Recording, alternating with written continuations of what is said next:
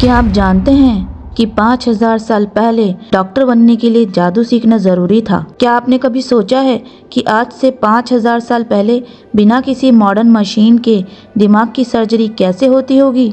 Asian Egypt की वो पुरानी तहजीब जहाँ पिरामिड्स और ममीज के बीच दबे हैं तिब्बी साइंस के वो हैरत अंगेज राज जो आज के डॉक्टर्स को भी सोचने पर मजबूर कर देते हैं।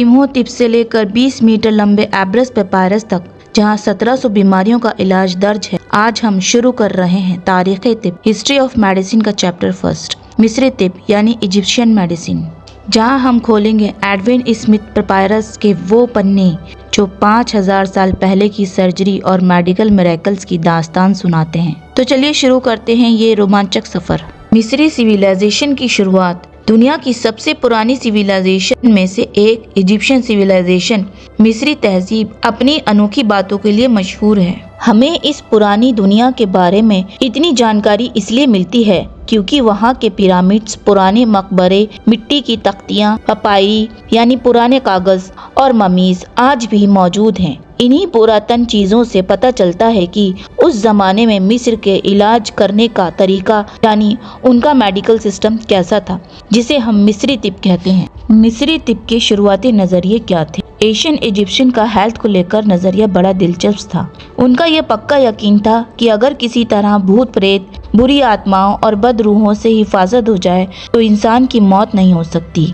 इलाज का तरीका क्या था? जाहिर है जब वो ये मानते थे कि बीमारी की वजह शैतान की ताकत या बुरी आत्माएं हैं तो उनका इलाज भी उसी तरह का होता था। उस जमाने में झाड़ फूक और टोटकों का सहारा लिया जाता था। एक बहुत ख़ास बात यह है कि मिस्रियों ने इंसानी जिस्म को 36 हिस्सों में डिवाइड किया था। हर हिस्से की सेहत का जिम्मेदार एक देवता को माना जाता था।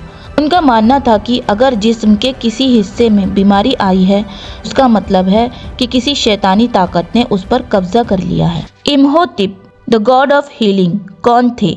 दोस्तों, मिस्री मेडिसिन की शुरुआत में कई देवताओं का जिक्र मिलता है, लेकिन इन सब में सबसे मुकद्दस और बड़ा नाम इम्होतिप का है। इनका नाम आयम हिटिब से निकला है, जिसका मतलब है वो जो सुकून के साथ आता है। रिसर्च से पता चलता है कि इम्होतिप कोई सिर्फ कहानी नहीं बल्कि एक असली इंसान थे।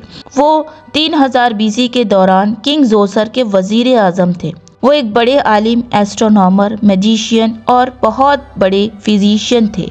उन्हें हर बीमारी के इलाज में महारत हासिल थी। मिस्री लोग इम्होतिप से इतनी अकीदत रखते थे कि उन्हें शिफा का देवता मान लिया गया। उनकी मौत के बाद उनके स्टैचू बनाए गए और उनकी पूजा होने लगी। मेम्फिस एक जगह है, उसमें उनके नाम पर बड़े मंदिर बनाए गए जो असल में ऐसे हॉस्पिटल बन गए जहां उन मरीजों का इलाज होता था जिन्हें कहीं और शिफा नहीं मिलती थी। Student tip exam point. Imhotep का ज़माना 3000 BC है और उन्हें हीलिंग गॉड कहा जाता है। ये वाइवा में अक्सर पूछा जाता है, लेकिन ये जादू साइंस में कैसे बदला? देखिए अगला पार्ट।